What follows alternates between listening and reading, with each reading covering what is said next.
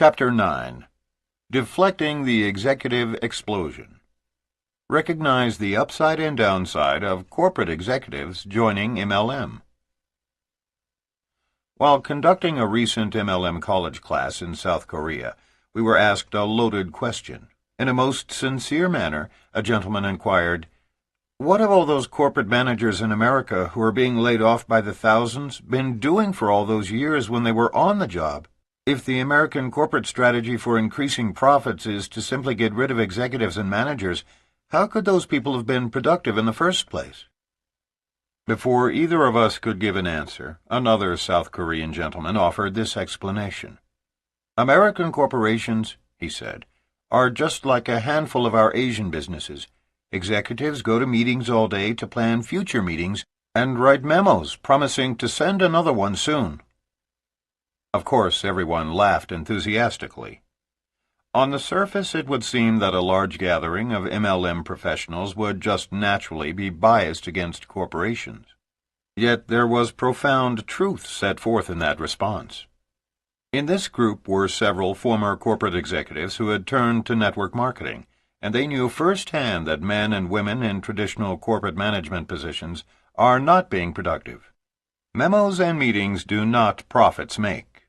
The Yarnell's 39th law. We have friends who, after struggling to earn their MBA degrees, joined marketing divisions of Fortune 500 companies, and then worked hard for as long as a decade before being promoted into management. Once promoted, they began attending meetings and writing memos. We certainly realize that there are corporate managers who assume tremendous responsibilities and work long hours, but many don't. That's why it's possible to lay off thousands and yet increase profits. Theoretically, if we were to go into a company and terminate 20% of the management, the bottom line would be negatively impacted. But in most cases, the profits are enhanced. That's why downsizing has become the darling of Wall Street. Investors love to see the companies in which they have invested begin to lay off their employees because it generally results in an increase in stock values. Never before have so many high-powered executives been downsized out of their professions.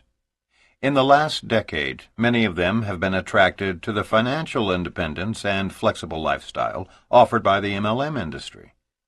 First-year distributors will undoubtedly find themselves engaged in a battle brought on by this change in global economics. We call it the executive explosion, because of the monumental convergence of such a huge new pool of displaced corporate executives into network marketing. Generally, these are men and women who made a great living in corporate America, graduated from the finest MBA programs, weathered the first 2 decades of management cuts, but ultimately found themselves fired from the very position for which they slaved for years. Not only are they competent, well-trained, and polished professionals, but they are also quite effective at playing the corporate politics so prevalent in traditional business. We recognize that corporate executives, business owners, and men and women in specialized fields come to our industry with one invaluable asset: respect. Most people have a high regard for the education, experience, and expertise of management executives, and because of their credentials, distributors will be inclined to listen to what they have to say.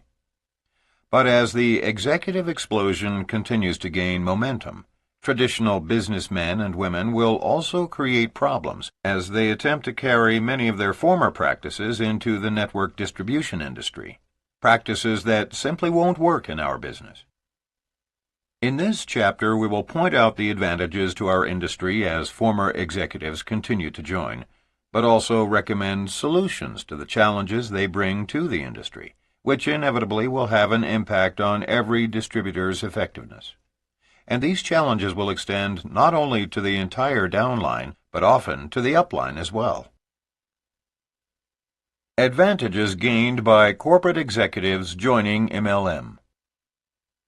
Beginning in the late 70s and continuing right into the greedy 80s, thousands of corporate managers turned to the network marketing industry for entrepreneurial jobs. But never has there been a greater influx than in the last decade. No longer regarded as the little lady's part-time home party plans, Network marketing has gained increasing momentum and grown into a respected industry in the 90s. Meanwhile, prices for franchises have soared amidst overkill legal fees and inevitable government interference. Both the low downside and high upside potentials of MLM are being discovered by an increasing number of white-collar professionals, college graduates, college professors, successful corporate managers, chief executive officers, CEOs, physicians, dentists, healthcare specialists, CPAs, attorneys. The credibility of the industry is building under the influence of this sophisticated new generation of professional networkers. As more professionals join network marketing, the trade press is reporting on our industry and individual companies in a much more positive light.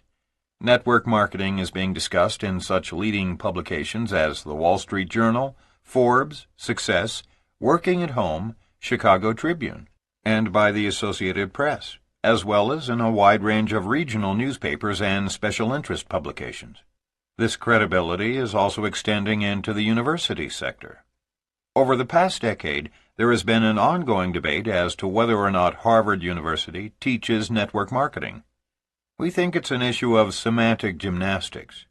Maybe Harvard doesn't teach network marketing, but in April of 1997, Harvard Ph.D. Dr. Charles King gave a lecture about network marketing at Harvard to the Harvard Law School Office of Student Life Counseling, the Harvard Association of Law and Business, and the Harvard Business School Marketing Club.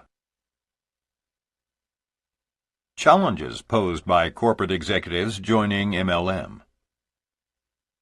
Faced with no substantial savings or transitional income, many downsized corporate executives turn to MLM in a desperate attempt to recapture their former lifestyles. These are good men and women who, frankly, don't know the first thing about our profession and don't understand that they don't. When they see a group of former blue-collar workers and non-corporate types whom they feel have somehow blundered into $30,000 to $50,000 a month without a degree or any sophisticated knowledge of business, it captures their attention. They figure that if people with less education and experience can achieve that kind of wealth, then there is no limit to what they can do, especially with their credentials. These men and women are faced with two challenges as they enter into the field of network distribution. First, an unmistakable desperation stemming from their loss of prestige and sudden withdrawal of benefits, company cars, and income. Second, a misguided conviction that they can transfer their corporate management style into network marketing. Because so many corporate managers have recently entered our profession, it's only natural that corporate practices would begin to infiltrate network marketing. But they've brought into our industry the very practices that led to low productivity and unjustifiably high incomes in their former traditional corporate management positions. On the other side of the coin, there are two obvious challenges that displaced corporate executives pose to our industry. First, because they are typically very high achievers with great egos and impressive credentials, former executives can often intimidate new distributors who sponsor them. Second, these former executives are inclined to employ many of the tools they used in traditional business, systems which are simply not effective in network marketing. Once intimidated, sponsors no longer command the respect necessary to coach such executives. So the executives take immediate control and begin implementing their own high-tech systems and attempt to manage everyone. Don't make the mistake of assuming that someone you sponsor who has special credentials and comes from a strong corporate background knows more about our business than you do. As Aaron Lynch points out in his wonderful book, Thought Contagion, less credentialed people can recognize the restrictive effects of credential systems well enough that they don't even try to impart beliefs to someone with impressive credentials. If you have been in the business longer and have been trained properly, it is critical that you exert your power and train your corporate executives as you would instruct anyone else you sponsor. If you take control from the very start, you will earn respect. Robert Holloway of Dallas, Texas, represents the corporate dissident as well as anyone we know, but one who did it right by duplicating exactly what his mentors taught. His career progressed from his early days as a scientific programmer and engineer through the real estate development stage with his business partner, Roger Staubach, to his current network marketing empire. Almost no corporate executives join network marketing because they're at the height of their success. Most join this business hoping against hope to put the pieces of their lives back together. Robert was no different. He describes his own situation. The beginning of my career in MLM was not one of the highlights in my life. My real estate business had slacked off considerably, with very little potential for positive change in the near future. I had watched an exciting and profitable real estate career go sour. The markets had completely evaporated. 1 year prior to my introduction to network marketing, a former real estate developer had come to me with this great idea about water filters and said if I would just get in his business, I could make him a lot of money. I asked, "What about me?" And his reply was, "Oh, well, you can make a lot of money too." That did not sit well with me, although I was impressed with the proposed earnings potential. About 1 year later, I was invited to a business presentation on a new growth opportunity. It sounded like a real estate deal. Little did I know until I arrived that I was being invited to an MLM presentation. I had a lot of overhead, and the last thing I was interested in was network marketing, especially selling skincare products and shampoo. My background was in engineering and development, and my pride said this was the last thing on earth I wanted to do. I had just lost millions of dollars in real estate downturns, and now I was going to call friends to tell them of my new MLM career and ask them to join me? At first glance, I could not see why any of my friends would want to do that. Now, after building a multi-million-dollar business and developing a quality lifestyle, I can't think of one reason why everyone wouldn't want to join me. But I had learned from working at IBM, and especially after struggling in the commercial real estate market, that if success was going to happen, it was up to me. The mindset of a corporate executive. Robert Holloway shares some of his insights into understanding the mindset of corporate executives and business people. I began to contact my closest friends and found that most wanted to improve the quality of their lives and make money. But I wasn't prepared for the second part. Most were unwilling to do anything about it. I found that most people had come to accept their fate in life. Layoffs, downsizing, corporate mergers. They had very little hope and no dreams to follow. They were not happy where they were, but the fear of doing something that might further erode their situation was greater than the anticipation of the positive results from taking charge of their lives. Many corporate people today can't envision themselves being successful in a new venture because they see themselves, in many cases, totally unhappy in their chosen fields. How could MLM improve their status?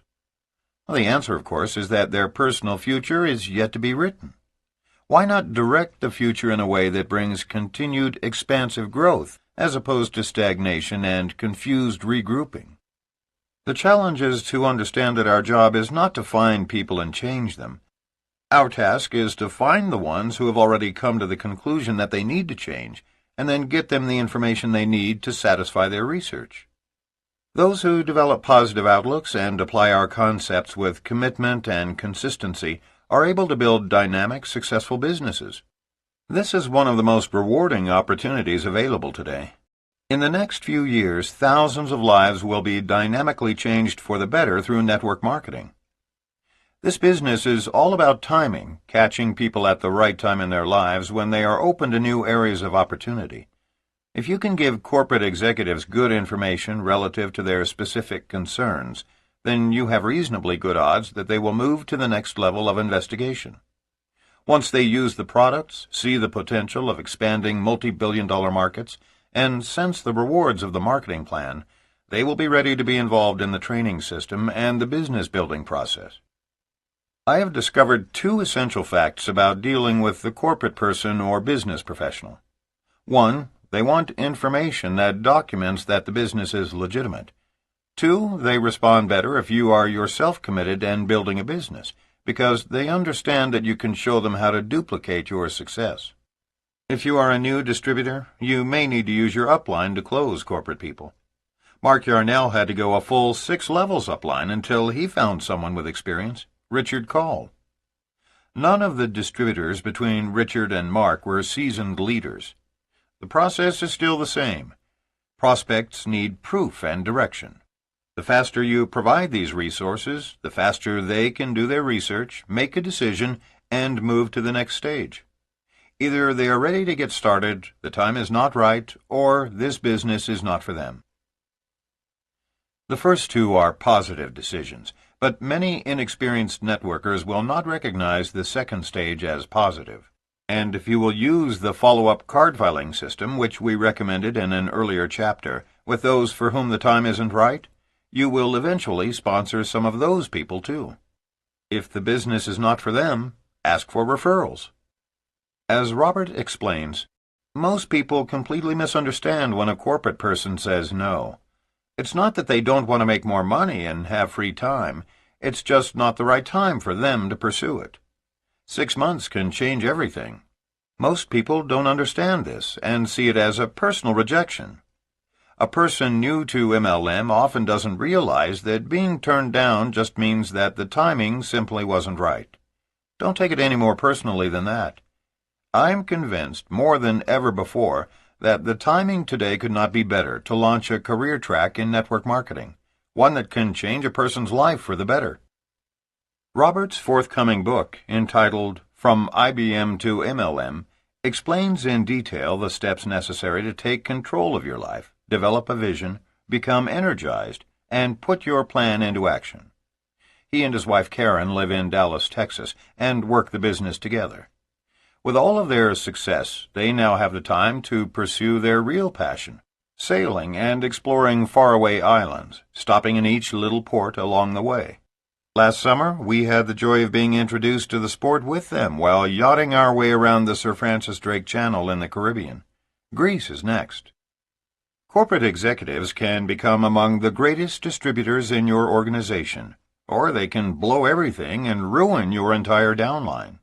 We've seen both happen. The way to prevent the latter from happening is to exert your strength from the very beginning and let them know how very different MLM is from traditional business. We have been very fortunate to learn a great deal from Terry and Tom Hill. They are the only truly high-powered sales professionals we've ever sponsored. Terry was the #1 Xerox sales rep, and her husband, Tom, was a Merrill Lynch stockbroker. They have been invaluable teachers to us with respect to the executive explosion. They taught us about the executive mindset and the necessity for structure. More importantly, Terry shared with us many of the sales strategies employed in corporate business, and specifically why they don't work in our field. We want to begin by examining a few of those strategies to see why they are ineffective. Networking strategies. The antithesis to traditional business. Networking strategies are often the very antithesis to traditional business and conventional marketing systems. Corporate executives often erroneously believe that strategies that brought them success in traditional business will work in MLM. Sadly, most don't. But because of their egos and previous leadership habits, they instinctively seek to reinvent the wheel. As these respected executives bring in new systems and create new sales tools based on traditional business, they unwittingly lead other distributors astray. Because of their credibility, they can sway their upline as well as their downline. Of course, many new distributors just naturally assume that these formerly successful executives know what they are doing and adopt their traditional strategies as a means of succeeding in MLM. We're going to say it once more. Take control, be decisive, and lead yourself. Give up meetings and memos. It isn't easy for a corporate person to give up meetings and memos. They are ingrained in executives. So first and foremost, teach your new frontline distributors coming from the business world that MLM is a work program, and that success comes to no one during the time that they are attending meetings and typing memos. One of our frontline leaders sponsored a former manager of a large division of Phillips Petroleum. Within the first week we started getting lengthy memos, either faxed or emailed to our home, detailing the amount of work he was preparing to do. One day we called him and thanked him for the memos, but explained that it wasn't a valuable use of his time. He was crestfallen by our comment. To him, memos were life. He quit after 2 weeks. He didn't understand that memos mean nothing in our business. Action is the only thing that counts. New distributors, especially from corporate America, must be taught from day one that product usage, prospecting, and recruiting are what lead to success. Memos and meetings are time wasters. Replace high-tech systems with personal storytelling. The most common mistake by corporate professionals is the overuse of high-tech systems in building a network marketing business. While current high-tech communications seem very advanced, they can also be a rather cold, sterile way to relate to others, and simply don't prove effective in our business. Many corporate professionals who join the simple home-based business of network marketing will try to structure it to look like the business world from which they came. They want to create slideshows, use projector overheads, and give computer-generated PowerPoint presentations. They will try to assemble formalized presenters and printed charts, rewrite manuals, and generally mimic the activities that were relevant in their former position. Some will even set up offices. See Chapter 7.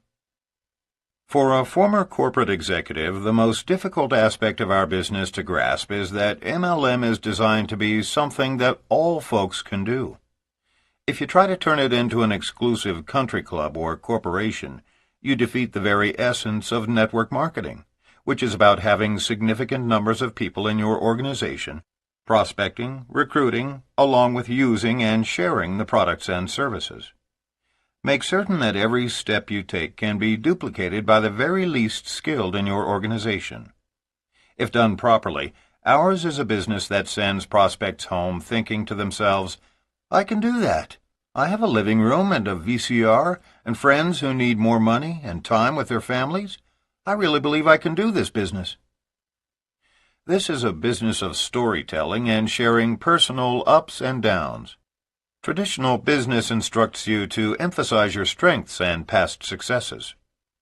To break down the walls of resistance, network marketing teaches you to share your vulnerabilities, the circumstances leading to your hitting bottom, as well as your successes.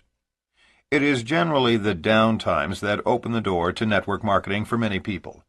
But more importantly, it is hearing a very personal story that makes other people relate to you as a real person. It is very difficult for typical corporate executives to share their weaknesses with others. They have rarely, if ever, been encouraged to do so. But it is the emotional, passionate, personal side of this business that creates its deeply human appeal.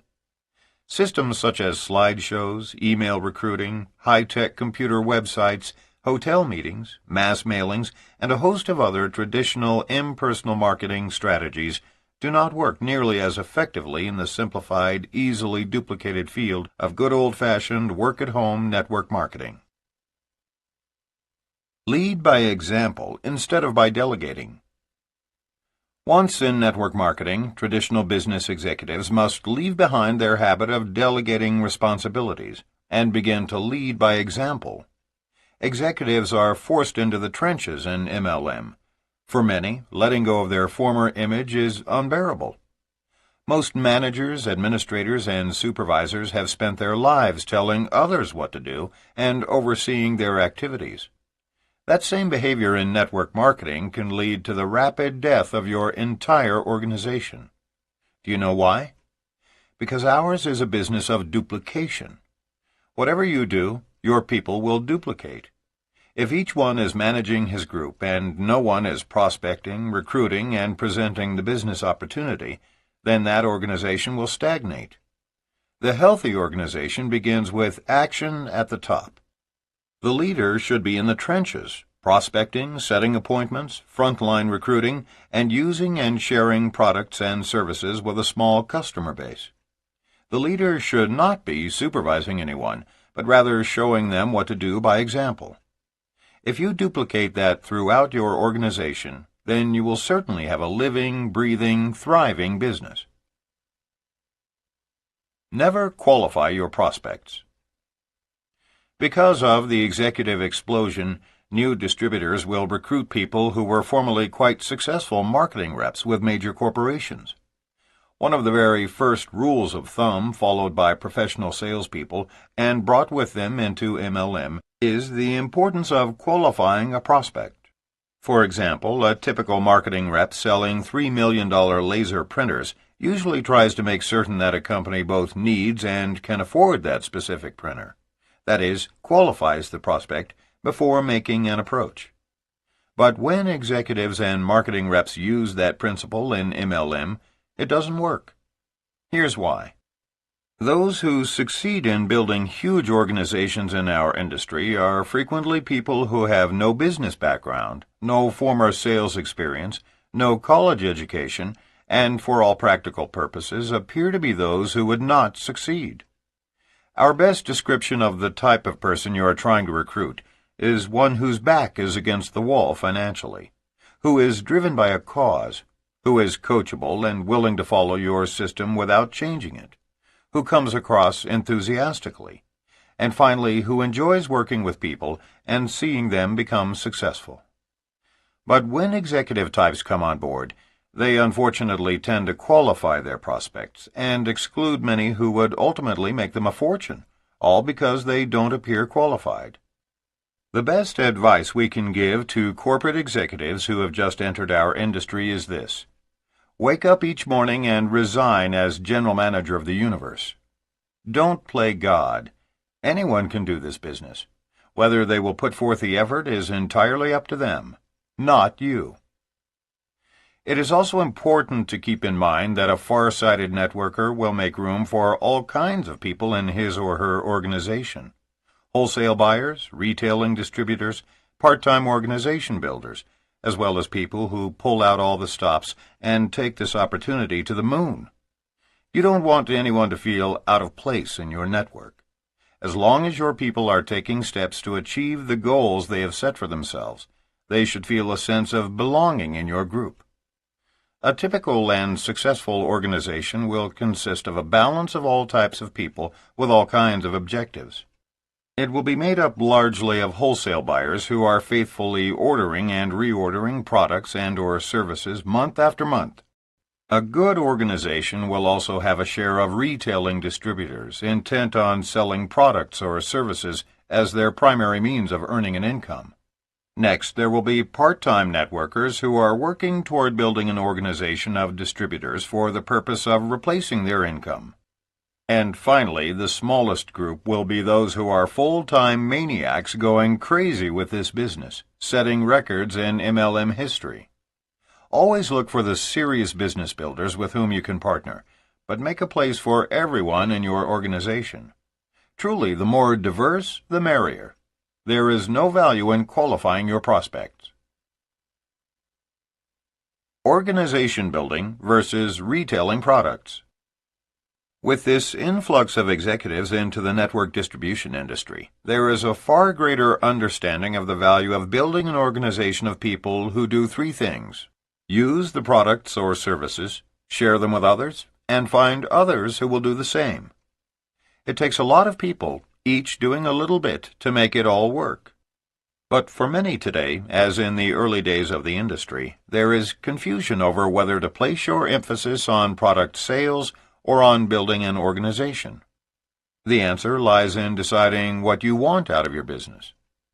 Home parties, clinics, and retail sales create immediate short-term cash in hand.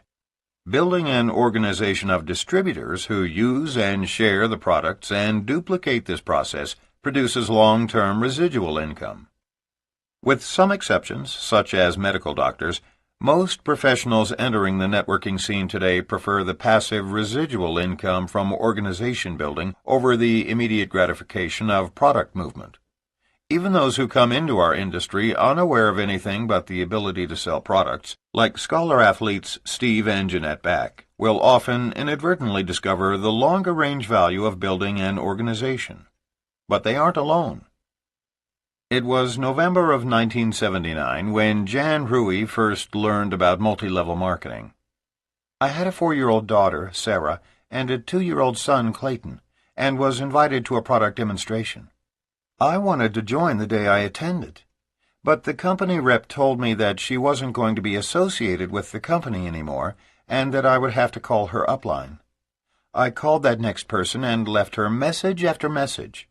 She finally called me back and told me to stop annoying her. She then informed me that our company was very new and they had stopped letting people become sales reps until the following March. On the first day of that month, I called the local sales rep in Dallas, Texas, who told me I could stop by the church where she was working to pick up a form. She didn't want to mess with getting it to me. I joined while I was pregnant with my soon-to-be daughter, Ashley. We had no money. I was sick of being broke and sick of always asking my husband for a little money. I never really thought in terms of wanting financial independence. I just wanted to have some extra money. I was 30 years young and not willing to live like a pauper for the rest of my life. My husband had no desire to be financially successful, and I felt captive with 3 children, not being able to earn any money without leaving them. I called my mother and asked her for the startup kit deposit, but she discouraged me, certain that these kinds of home parties were not for me. She said I should stay home, be a mother, and let my husband's income provide for us. I was disgusted with her attitude, and called her mother, my grandmother, who said, "Honey, I will be happy to invest in you. I'm going to stake a claim in your future." That day I knew I had found the perfect vehicle. It seemed perfect, a real business that allowed me to be with my children and sell a product out of my home. I just didn't know yet that it was network marketing. The day I joined, my local upline associate quit, and my next upline associate was located in California. I was the only sales rep for my company in the entire South of the United States. No training, no meetings, no support. Oh well, I was determined to be the best salesperson I could be. At my first home party, 20 people were there and I sold $75 in product. Wow! Someone actually bought from me. I was thrilled. I booked a few parties and my business took off. As I showed the products in private home parties, people lined the hallways to buy from me, and some even asked how they could sell and become involved. Well, I had no idea, so I told them that they couldn't join me, that I was the only one who could represent this product to the public in Dallas. Can you believe that? I didn't understand about recruiting, but I booked more parties than I could handle. About 6 months into the business, I decided to take a look at the small company manual in the bottom of a box in my garage. It said that my company was an MLM business and that I was to recruit others to sell the product. Well, blow me away. I had no idea and had never kept the names of the many who had asked to join me. I'm still looking for those people today. This moment of discovery created such a wonderful visual for us. Just thinking about her rummaging around in her garage and being blown away when she read her manual made us laugh until we cried. The next 6 weeks, she continues, I focused on recruiting and found 13 people who also wanted to sell. At that point, my California upline associate called me. In fact, everyone called me. In 1980, those 13 distributors made me the top recruiter in the history of the company. One of the recruits told me that she only wanted to do parties and that she would not recruit. I had booked the coming fall with home parties almost every other night, which represented more than half my business. I remember that I had baby Ashley in my arms when that newest frontline called to inform me that she was quitting, the same day she joined, because she had called all of her friends to book parties and they had already committed to come to mine. I made one of the hardest and, as it turned out, most significant decisions of my career.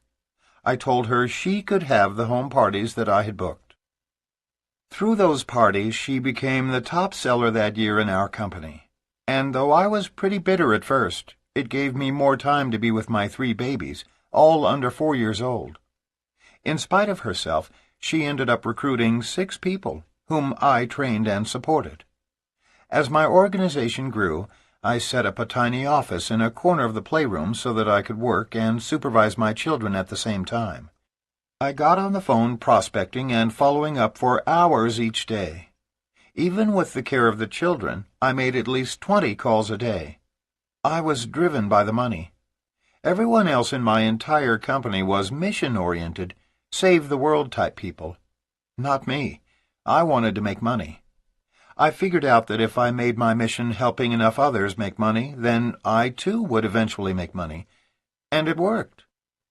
I also took my 3 babies to the zoo and to parks every other day. They had a great time while I prospected. I was determined and driven. I would do whatever it took to get some extra money. I was propelled to success because I wanted the money to put Sarah and Clayton into a private school in Dallas. The day I gave away my parties to my new recruit and focused on finding others who wanted to recruit or do parties, that's when my business took off. I focused on getting a lot of people doing a little bit. By the end of that year, I had 24 people in my group and had earned about $5,000. By the following January, almost everyone quit. I just started all over again. I can't believe I stuck it out. My children and my business were my entire world. They both flourished, but my marriage did not. I'm sure none of you can relate to that. I survived divorce, mega debt, single parenting, the death of my grandmother, the death of my upline, miscarriages, along with the ups and downs of being the head of a growing MLM organization. I thank God every day that someone recruited me into MLM. My parents have moved from Texas and now live close by. My mother became one of my sales reps. My children have turned out to be wonderful young adults. 2 have now completed college. I got to stay home, and now my family and many others in my downline are reaping the rewards. Today, 18 years later, Jan is happily married, living with her second husband in a mansion on the top of a mountain in Aspen, Colorado. Through network marketing, she has become a millionaire with over 7,000 people across the nation selling almost $10 million a year. She is the author of 3 best-selling books in MLM. The Working at Home September 1997 issue of Success magazine featured her rags to riches story. Her motto in those early years was, "Lead me, follow me, or get out of my way." It is still her motto today. Many distributors come into this business because they fall in love with the line of products and want to make money telling everyone about them. Organization builders, particularly those who understand business, love to have retailing distributors as part of their group. But we owe it to everyone to make sure they know that the option is always there for them to elevate their goals through duplication. The day Jan gave away her home parties to one of her frontline associates is the day her business began to take off. Why? Because Jan accidentally blundered into one of the cornerstone principles of multi-level marketing. We elevate ourselves by lifting up others. And it is interesting to us that it all began when an unselfish grandmother refused to accept mediocrity for her granddaughter and chose to invest in her future. God bless that darling lady. Building a network organization full-time. Having left the world of traditional business behind, the first challenge to a networker who was formerly a big businessman, as Mark is fond of saying, is the loss of his pride. A lowered self-image is the greatest challenge to former corporate people.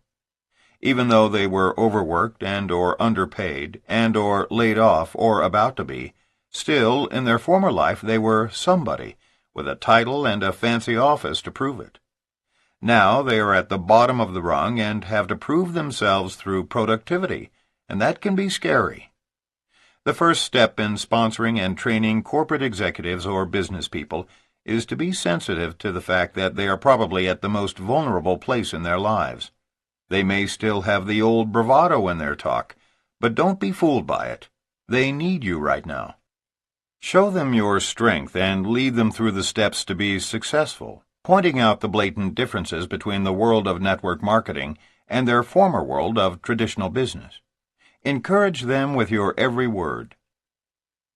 As product manager for a major Wall Street investment firm, J. Prim supervised 56 branches throughout California. Although he was given a great deal of independence as the only manager in his firm on the West Coast, he can still recall the adjustments he had to make as he transitioned into full-time network marketing. In January of 1989, when Jay signed up with his company, the stigma of MLM was much greater than it is today. As Jay explains, "It was really tough, and I took a lot of heat from my friends who thought I was crazy. My father continually dropped hints in those early days about my getting back to a real job." Jay left the glamour of the Transamerica building in San Francisco for a bedroom office in his home. On a bad day, even he questioned what he was doing. Even if he was miserable in corporate America, he could hide behind the prestige of a job that at least looked wonderful. Then, as Jay describes, there was the urgency. I had allowed myself exactly 1 year to replace a 6-figure income. I was sick of being battered by corporate America. The more I did, the more they expected. Now I was running my own show, and I was excited. I was accountable only to myself and no one else. I had to deal with all of the usual preconceived notions about this industry. I thought of myself as being a resource for people. Basically, I just looked for prospects who saw this business the same way I did, as a major global opportunity. I was driven to succeed. I thought nothing back then of putting in 10 to 12 hours a day, 6 and sometimes 7 days a week. We lived and breathed this business. I worked closely with my upline associate, Mark Barrett, and we were recruiting machines. I was in one room on the phone setting appointments, and he was in the other doing his part of the presentation to my people. The biggest problem most corporate people experience in making the transition into network marketing is the total lack of structure. I was accustomed to being fairly self-reliant, but many new distributors miss not having someone tell them what to do. Mark handled this by throwing corporate types, like me, to the wolves. Since my previous position was as a trainer, he played off my strength. By the first week, I was doing presentations before I even felt like I knew what I was doing. It was baptism by fire, and it was the best way for me. The busier I was, the happier I was, while caught up in the frenzy of those early desperate days. 1 year later, Jay had replaced his income. 6 months after that, he had multiplied it 5 times again. Today, Jay lives just outside of Boulder, Colorado, with his wife, Betty, and their 2 children, Jason and Ashley. He and Betty travel extensively to Asia and other parts of the world to support their downline. He works from home, in an environment where his children have never known it any other way. They've grown up with the misguided notion that most dads work from home and spend most of their time with their family. What a concept!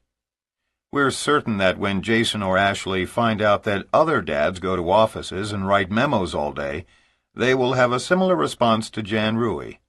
Well, blow me away. Building a network organization part-time. Building a part-time network marketing organization while holding down a full-time job presents many challenges. Part-timers must often deal with their boss's negative reactions, their spouse's skepticism, all the while maintaining an equilibrium throughout the process. Any one of these is enough all by itself to destroy the possibility of success.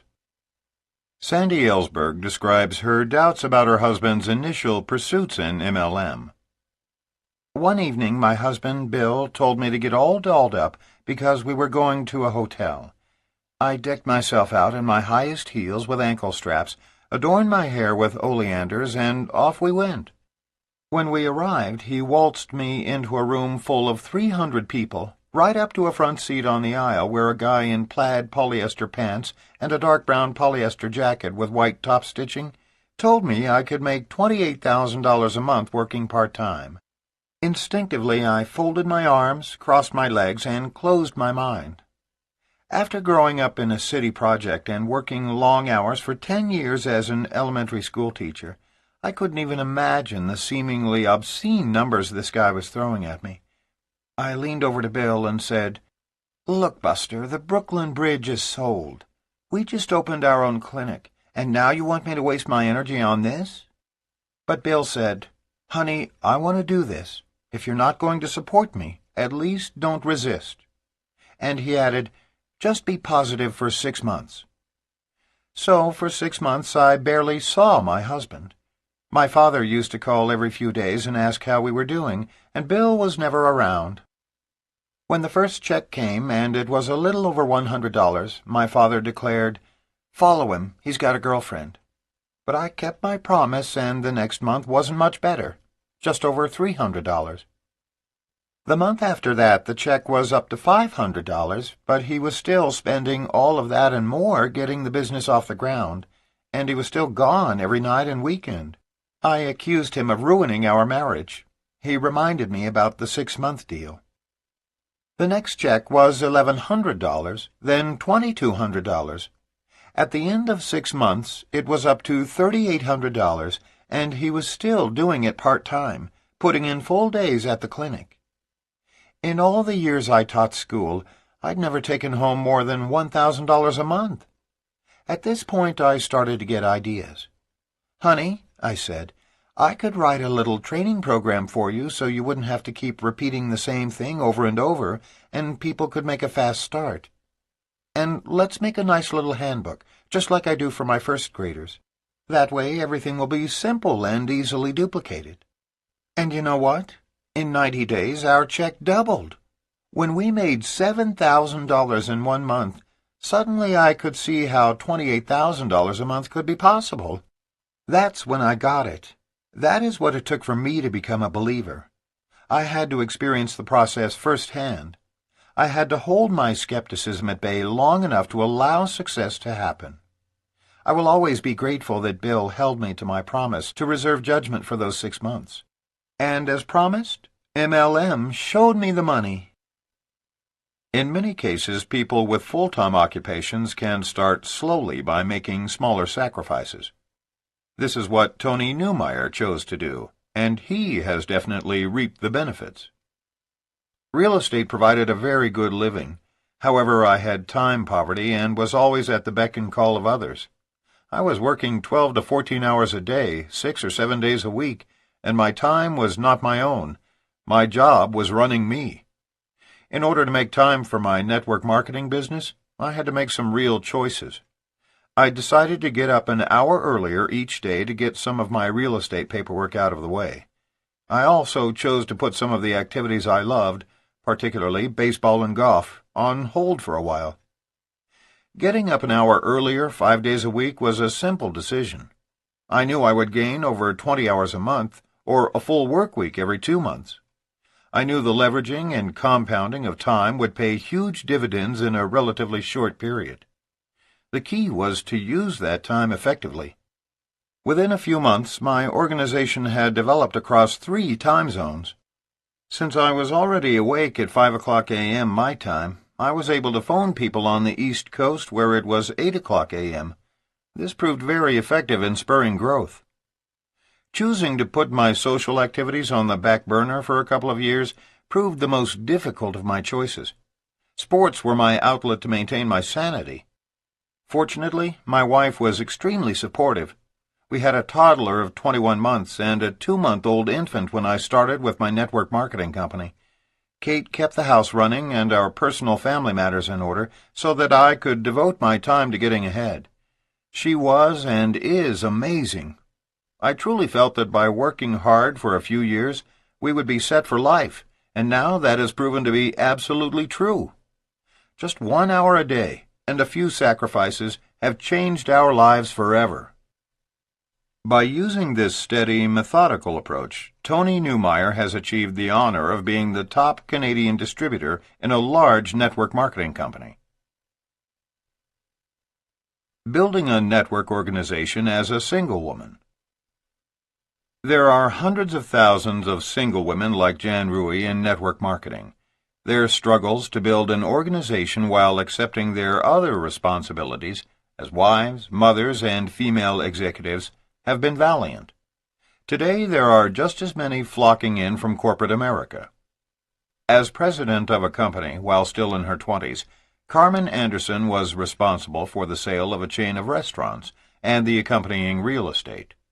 She put in 16-hour days and 7-day weeks with employees, FICA, overhead, food costs, paperwork, and meetings.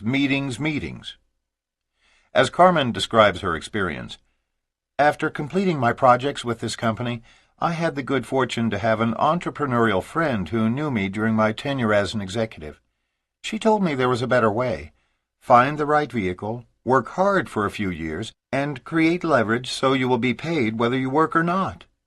I'd always worked very hard at any job I'd had anyway. So I went to a meeting. Wow! My first impression was these people are happy, and they are earning incredible money. I was definitely open to the opportunity and decided to try the company's products. In 2 days, the products had relieved some serious concerns and discomfort I had been experiencing. I looked and felt better. Immediately, all my friends who had the same concerns were introduced to the products. I was sharing, not selling them, and felt really good about being able to help my friends. Next thing I knew, I was off to Hong Kong sharing the products and business with people there when our company expanded internationally, then Australia, then New Zealand. In Hong Kong, I met the man who later became my husband, and he finally got me back to America. We now have 2 babies, a boy and a girl just more than a year apart. And guess what? I have a global business based in my home here in Alabama while I take time to enjoy my children throughout the day and spend quality time with my husband. I'm happy and fulfilled. Life just doesn't get any better. Carmen and her husband Joel live with their children in Sheffield, Alabama, and keep a condo in New York. They also have a marvelous yacht in Boca Raton where we welcomed in a memorable New Year with them. Sandy Ellsberg's experience, once she was left on her own to build an organization, epitomizes that of so many women in our industry today. After some moderate success with our first MLM company, our fortunes took a decided turn for the worse. Bill developed a chronic debilitating illness that prevented him from working the business. Then we discovered that the MLM company in which we'd invested so much of our energy and hopes and dreams had let us down. About 7 years after starting our first MLM business, we'd reached a serious crisis. I was 41 years old and 9 months into a high-risk pregnancy with a 4-year-old child in tow. My ankles had swollen to the size of thighs. Bill was still very sick, and we had no health insurance. We were worse than broke. Broke would have been easy. With our credit ruined and over $250,000 in debt, we didn't even have enough cash to buy a large package of diapers at the supermarket. Talk about scared. If I'd seen a light at the end of the tunnel, I'd have thought it was an oncoming train. But, like Mary Pickford said, failure is not in the falling down, but in the staying down.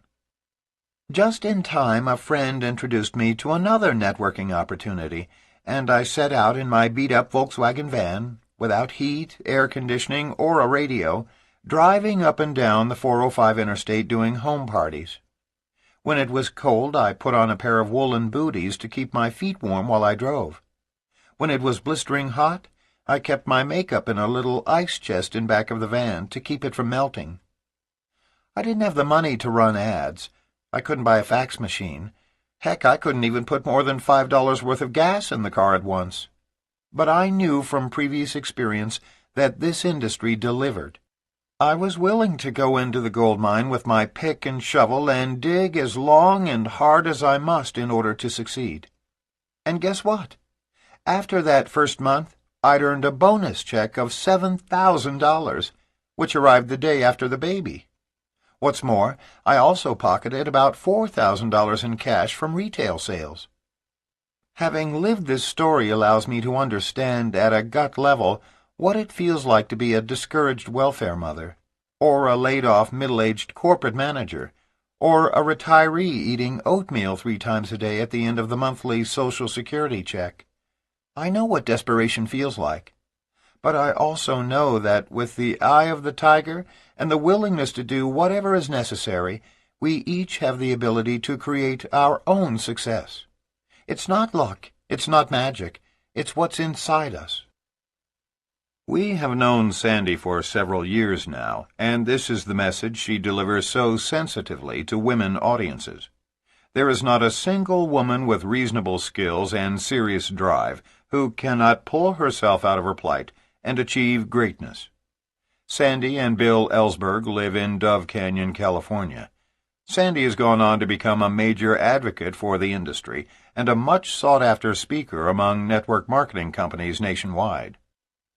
As an upline associate to Sandy Ellsberg, Jerry Rubin had these kind words to say about her. Sandy is a veteran of network marketing, but every day she approaches the business like it's the first day of the rest of her life. She is emotionally and intellectually involved in the business and comes to it from the depths of her soul. She's a product of her mentors and her life's experience, and she works harder than anyone I know. She's one of the best teachers in the business because she understands how she got where she is. If you understand how you got where you are, then you will be able to teach others how to get there too. You may remember Jerry Rubin for his Chicago 7 anti-capitalism protests in the 60s.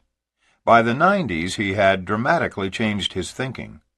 He and Mark were working on a book together called The Capitalist Manifesto when Jerry met with an untimely death. Most of the world remembers Jerry Rubin as a radical who dared to smoke pot during an interview on national television. But we remember him sitting in our living room in Reno just a few months before his death, moved by the quietness of our environment, so contrasting to his own. The real Jerry was a sensitive man who had become a caring capitalist. He was prepared to do whatever it took to help others rise to their full potential through the very system of capitalism that many of us ridiculed in the 60s. We miss him dearly. Single women are pouring into the network distribution industry because it is the last bastion of free enterprise. Whether you are coming from the corporate world, because like Terry Hill, Jay Prim, or Carmen Anderson, you found a better alternative to corporate America, or you're a homemaker like Jan Rui, who is sick and tired of being broke and dependent on her husband, or your back is against the wall like Bill and Sandy Ellsberg, you can build a networking business. All of these success stories have two things in common. One, they went the extra mile in the early stages to make it work. Two, when it stopped working, as life deals us all setbacks from time to time, they put their makeup on ice and started over. Supplanting executive attitudes. With more and more defectors leaving traditional businesses and corporate positions to follow the call of network marketing, we should all do our best to keep the typical executive attitudes from carrying over into the network distribution industry. Seek personal development over monetary gain. It seems fair to say that most executives are preoccupied about how much money they are making, where they stand in the income structure among their peers, and, in most cases, worried that wherever they are isn't high enough. They are often distressed about the many side effects of their profession: 60-hour weeks, stress-induced coronaries, layoffs, mergers, and hostile takeovers. Network marketing has had a transforming effect on many businessmen and women in this regard. Gary Leeling of Temecula, California, had been a dentist for 27 years. He describes his own transformation.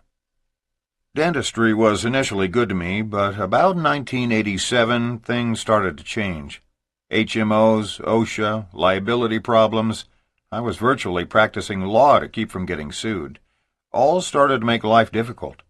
I stuck my head in the sand. After all, dentistry would never fail me. Dentists are supposed to make big bucks. It continually became harder to make ends meet, and I finally began to look for something else to do. But every business out there looked like built-in failure to me. Network marketing wasn't even in my vocabulary. I would never stoop to that.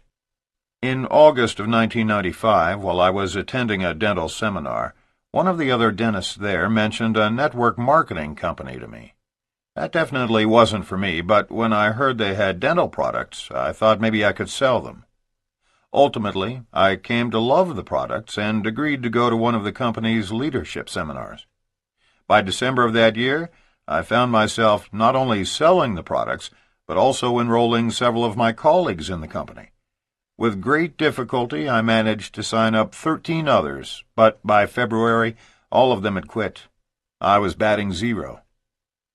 Out of desperation, and fortunately for me, I attended another company-sponsored leadership seminar, and one of the leaders in my upline volunteered to coach me.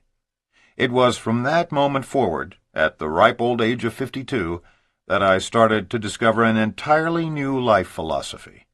Network marketing was first and foremost about personal growth and development.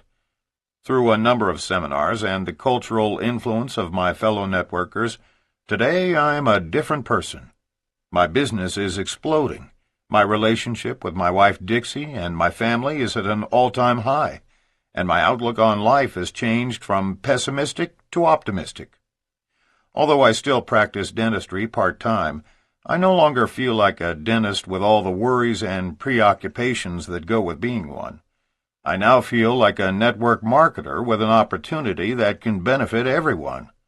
I have a great outlook on life and am doing what I enjoy with an enthusiasm that I never knew was possible. Exalt others instead of ourselves. Without passing judgment on all executives, there is a tendency among them to demonstrate an egotistical disposition. We are great. Those who work for us are inferior to us. All of this success is due to our brilliance. But in network marketing, it is just the opposite demeanor that makes this business work. Pat Hintz and Steve Schultz, partners in their network marketing business, discovered the real secret to MLM's success. This is a story you may find yourself repeating over and over as you build your business. It accurately describes the real nature of our industry as well as any we've read. We hope you enjoy sharing it as much as we have.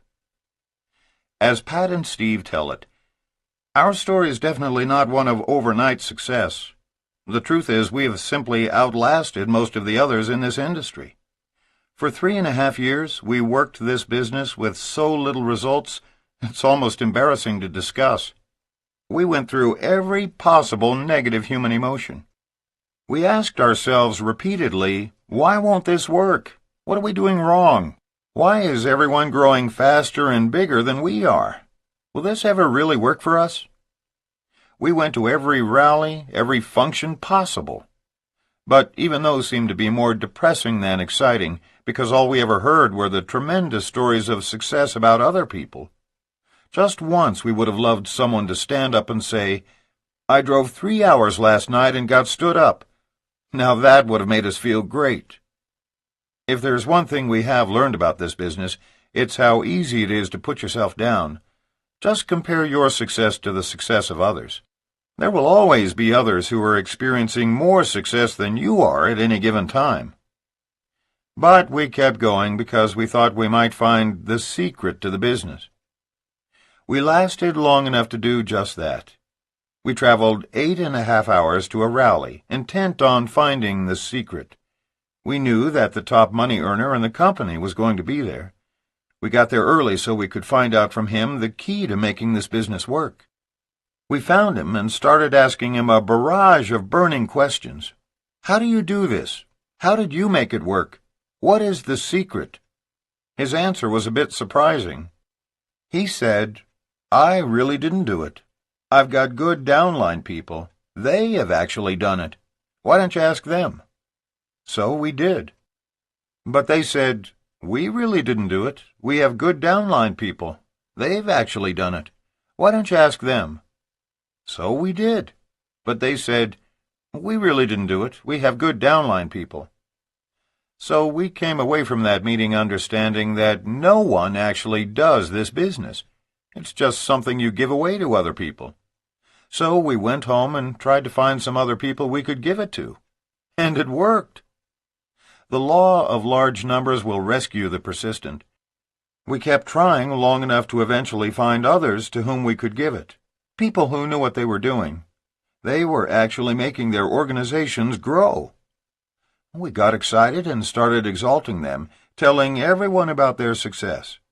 Then they found others to give it to, who started having more success than they were. Incredible!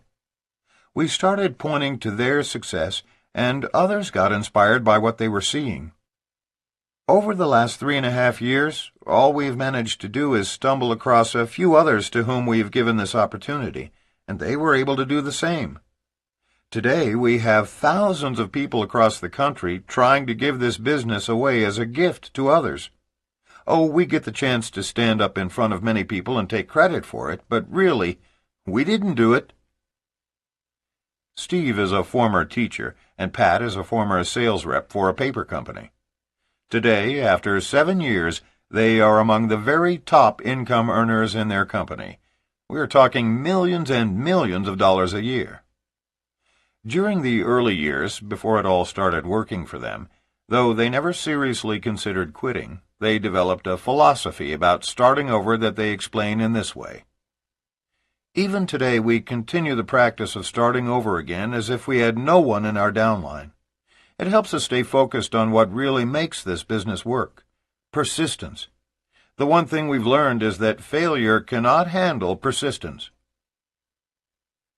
First-year distributors, in particular, must avoid the temptation to follow the high-powered systems brought to our industry by former corporate executives during the executive explosion. Be sure to show empathy toward those leaving the corporate world in droves to join our industry. Despite outer appearances, many of them are scared and vulnerable. By leaving behind the security of titles and structure, they are faced for the first time with the awesome responsibility of self-reliance. Give them straight answers to their questions. Teach them the system of duplication like you teach everyone else, and if the timing is right, they will do it. Or rather, they will not do it, but give it away to others who will do it, and in turn will give it away to others. In the words of Ignatius Joseph Firpo of Truckee, California, "What we have done for ourselves dies with us.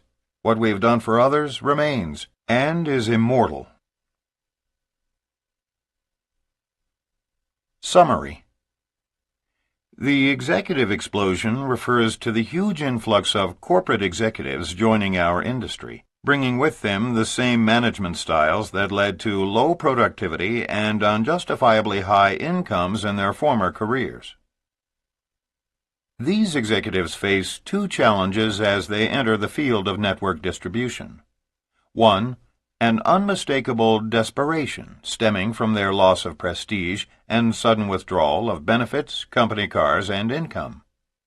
Two, a misguided conviction that they can transfer their management strategies from traditional business into network marketing, an industry without managers. Most upline distributors have a high regard for the education, experience, and expertise of corporate executives, and are naturally inclined to listen to what they have to say. In light of the respect they carry, former corporate executives pose two obvious challenges to our industry. One, as high achievers with great egos, they often intimidate the very distributors who sponsor them. Two, even though many of the tools they used in traditional business are simply not applicable to our industry, they try, nevertheless, to introduce management styles and high-tech approaches into our business, which can sidetrack both their upline and downline associates. Even if you have a blue-collar work background, don't make the mistake of assuming that some corporate big hitter knows more about our business than you. When teaching former corporate executives, take control in your training and teach them how different our MLM business is from traditional business. Given the fact that many former corporate execs are discouraged after their departure from traditional business, your task is merely to sift out those who seriously desire change and are at the right time in their lives to join MLM. The quicker you can provide corporate people or business professionals with information about the upside potential of our business, the faster they can do their research and make one of three decisions. 1. They are ready to get started, a positive step. 2. The time is not right. A positive step. Use the card file system to follow up. 3. The business is not for them. Ask for referrals. New distributors, especially from corporate America, must be taught from day one that product usage, prospecting, and recruiting are what lead to success. Memos and meetings are time wasters, as are the creation of slideshows, presenters, overheads, and charts.